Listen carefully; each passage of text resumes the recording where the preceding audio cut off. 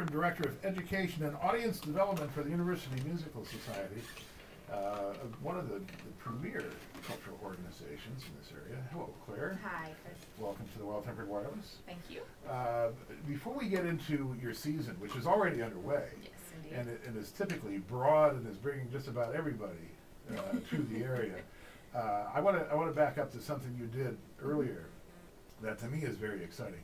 We played on Listening Room a while back when William Balcom won his Grammy for Songs of Innocence and of Experience, a recording with Leonard Slacken that was made in Ann Arbor. Yep. That you were in. Yeah. Is that right? I wasn't in it, Oh. thankfully.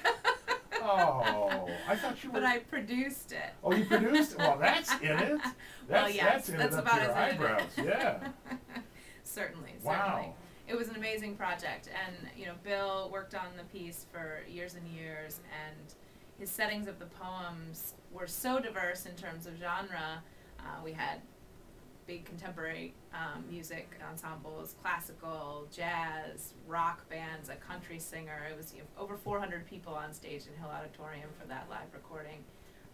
And it obviously worked out well with the Grammy Award. And as I recall from reading about it and listening to it, part of his design was to involve the entire music department, including players who might not ordinarily play with each other, like electric guitar with cello.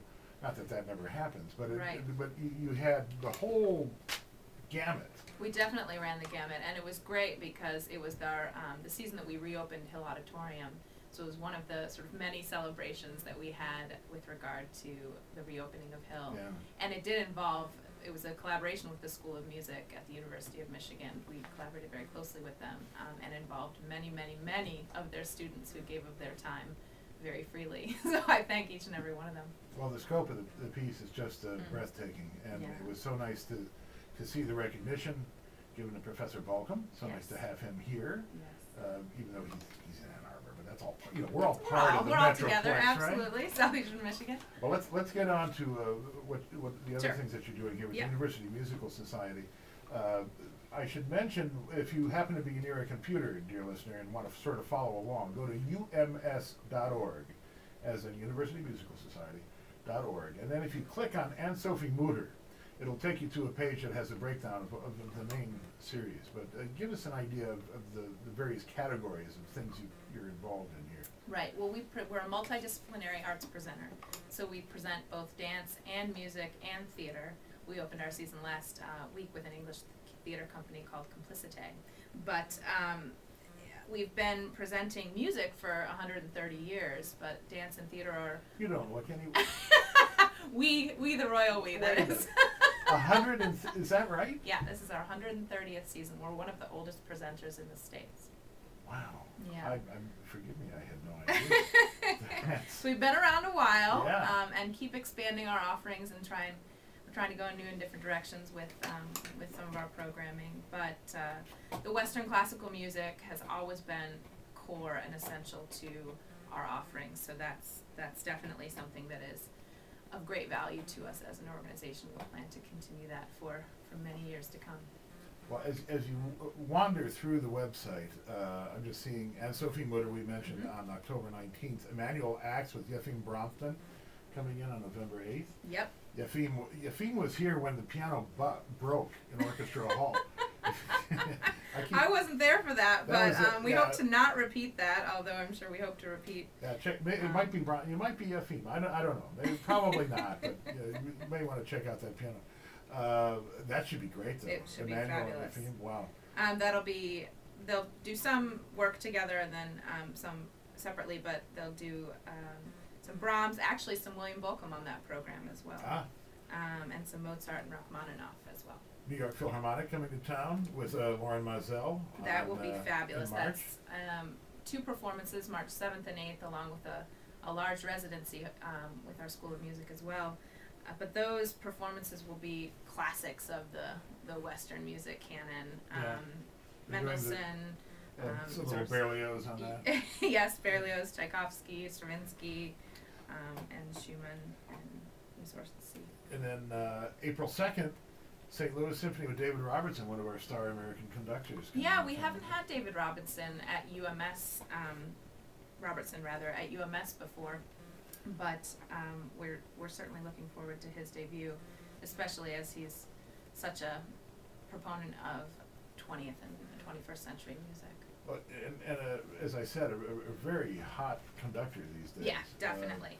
And he's doing, I notice here, the Good Friday music from Parsifal, but he's also doing John Adams and Sibelius, the Sibelius Fifth. So it's a well-balanced a lot of great program. stuff going on.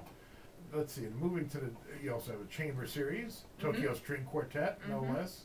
Yeah, with Sabina Meyer, who's a fabulous clarinet player as well. Oh, yeah, she was principal in the Berlin Philharmonic. Absolutely, yeah, she's a wonderful, wonderful player, so that quintet will be fabulous.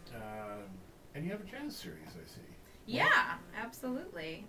That opens in a couple weeks with the Wayne Shorter Quartet in collaboration with the Amani Winds. I'm just looking, Wayne Shorter, Wynton Marsalis, Chick Corea, not all on the same program. These are all, that would be something. But Wayne Shorter on September 27th, Wynton and the Jazz at Lincoln Center Orchestra on March 10th, Chick Corea, John McLaughlin. They are together on Saturday, April 4th. Yeah, fantastic. That'll be a special project. But yeah, our jazz series has been growing over the past few years, and we're very excited about what we're offering. I think some larger scale work as well as some more small, intimate jazz ensembles. So how do you pull these programs together? Are you involved with saying, oh, why don't we get so-and-so? It's a collaborative effort at UMS. Our programming director, Michael Kanjolka, and his staff, of which I was recently a part until I took on this new role, they are wonderful about including other departments at the University Musical Society in their programming process. So yeah, we all get to sit around a table and say, hey, wouldn't this be great? Why don't we bring this? And I'm looking at your list, and you've heard some of the names, dear listener, that we've been discussing here. Yo-Yo Ma, the Silk Road Ensemble coming. I mean, we're talking the absolute top performers. We like to think so. In the business. No, truly, it's is it difficult picking up the phone and saying, "Hey, Yo-Yo, are you available to come to Ann Arbor?" No, I mean, because we've been around so long, as I said, we've really developed some amazingly warm and long and lasting relationships with a wide variety of artists in various genres. So it's thankfully fairly easy for us to call managers and say, hey, we'd really like Yo-Yo to come, or whomever it is. And in fact, we are in a position where we're getting lots of calls from managers saying, hey, would you like to bring some? Exactly. We're available. Yes. Want to come to Ann Arbor? Yes. Yeah, great. That's terrific. So what concert is on your personal list of, I have to be there? Oh, so many. I'm not going to work that night. I'm going to listen to one. But the one, as a former or current singer myself, the Estonian Philharmonic Chamber Choir, which is a choir will present in a relatively smaller space for us. We presented at a church in Ann Arbor, at St. Francis Catholic Church. But they are, I think, one of the best choirs in the world. It's really almost a haunting experience. Their blend is perfect. Their tone is just seamless. Well, there really is something about a first-class choral ensemble. Absolutely, and they specialize on your neck. in music from their region, from the Baltic region. So they'll do a lot of Ervo Pärt, who's one of my favorite composers. A lot of really good basses. Exactly. Yeah, so that's on November 13th, and I'm personally looking forward to that one. Well, you can find the whole lineup at the website, as we mentioned, at ums.org. The University Musical Society season underway. Wonderful concerts coming up, great things for the whole family all over Ann Arbor. ums.org, or you can call the ticket office directly and say, hey, what's going on? The number is 734-764-2538. That's 734-764-2538. And Claire Rice, thank you so much for what you do for us and for taking some time to tell us about it. Oh, it was my pleasure. Thank you. In the meantime, let's listen to John Williams, the guitarist. He's going to be bringing his guitar to Ann Arbor on, as it turns out, my anniversary, on April Fool's Day. So here's John Williams.